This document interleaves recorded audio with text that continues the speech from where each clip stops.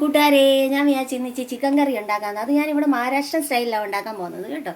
അപ്പോൾ ഇത് കുറച്ച് സവാള, കുറച്ച് തക്കാളി, കുറച്ച് ഇഞ്ചി, കുറച്ച് വെളുത്തുള്ളി, കുറച്ച് പുതിനയില, കുറച്ച് കേട്ടോ, ഒരുപാടായ ചുവയ്ക്കും. ബിരിയാണിക്കാണെങ്കിൽ നമുക്ക് കൂടുതലിടാം. പിന്നെ കുറച്ച് മല്ലിയില. ഇതെല്ലാം കൂടെ ഞാൻ മിക്സറിലിട്ട് പേസ്റ്റ് ആക്കും. അപ്പോൾ പേസ്റ്റ് ആക്കിയിട്ട് വരട്ടെ. അപ്പോൾ ചിക്കൻ കറി ഉണ്ടാക്കാൻ വേണ്ടി ഞാൻ പേസ്റ്റ് ആക്കി.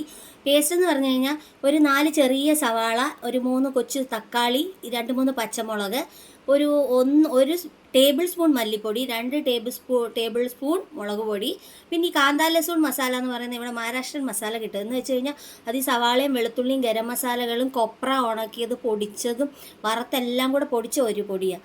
അത് ഞാനൊരു 2-2.5 ടേബിൾ സ്പൂൺ ഇട്ടു. അപ്പോൾ അതിനകത്തിൽ നിന്ന് തേങ്ങ വറുത്തതിൻ്റെ ആ ഒരു എണ്ണമയവും എല്ലാം ഇറങ്ങുകയും ചെയ്യും. അതും ഇതെല്ലാം എന്നിട്ട് ഇഞ്ചി വെളുത്തുള്ളി ഇതിനകത്തിലിട്ടിട്ടുണ്ട്. പിന്നെ മല്ലിയില പുതിനയില ഇത്രയും കൂടെ ഇട്ടിട്ട് പേസ്റ്റ് ആക്കിയതാണ് ഇത് കേട്ടോ. അപ്പോൾ പാത്രം വെച്ചു, എണ്ണ ചൂടായിട്ടുണ്ട്. അപ്പോൾ നമ്മൾ ഈ മസാലകളെല്ലാം കൂടെ ഇതിനകത്തിലോട്ട് ഇടാൻ പോവുകയാണ്.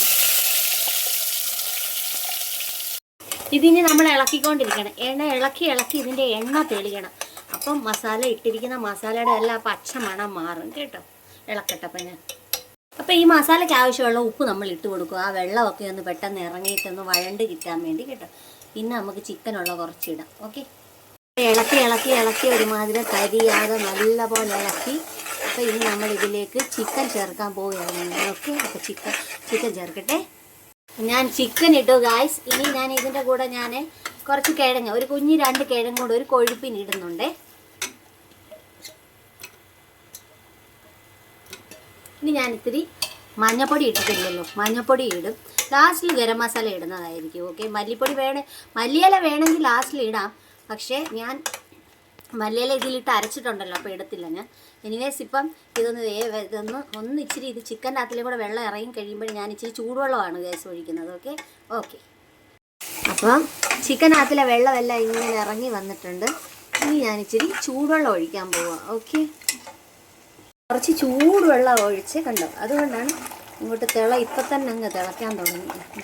ഇതിനെ നല്ലപോലെ വേവിച്ച് കുറുക്കി അവസാനം ഇച്ചിരി ഗരം മസാലയൊക്കെ നമുക്ക് ഇടാം. ഓക്കെ, ഇങ്ങനെ നല്ലപോലെ ഇളകട്ടെ. സൈഡിലേക്ക് എടുത്ത് നല്ല വൃത്തിയാക്കി ഇതിന് വേവട്ടെ. ഓക്കെ, അപ്പം നമ്മൾ ഇതിലേക്ക് ഞാൻ കരിയാപ്പില ഇട്ടില്ലായിരുന്നേ, കറി വേപ്പില. അപ്പം ഞാൻ 2 ഇടുക. അത് ലാസ്റ്റ് ഇടാൻ വേണ്ടിയിട്ടാണ്. എനിക്ക് അതൊന്നും അരയ്ക്കുന്ന ഇഷ്ടമല്ല.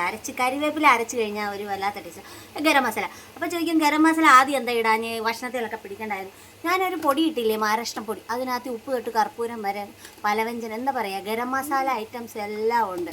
ഗരം മസാല അതൊരു പഴഞ്ചല്ല, ഉപ്പ് തൊട്ട് കർപ്പൂരം. കണ്ണൻ ചോദിക്കുക കർപ്പൂരം ഇട്ടോന്ന്. ഓക്കെ, അപ്പോൾ അതിനകത്തിൽ അതെല്ലാം ഉണ്ട്.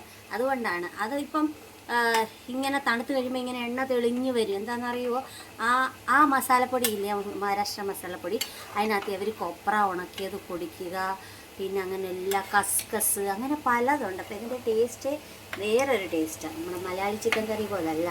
അപ്പം ഇത് ഒത്തിരി പറ്റിക്കുന്നുമില്ല. എന്താണെന്ന് വെച്ചാൽ ഇന്ന് ചപ്പാത്തിയും ചിക്കൻ കറി. ഓക്കെ, ഇനി ഇത് ഓഫാക്കാൻ നേരത്ത് കാണിക്കാതെ.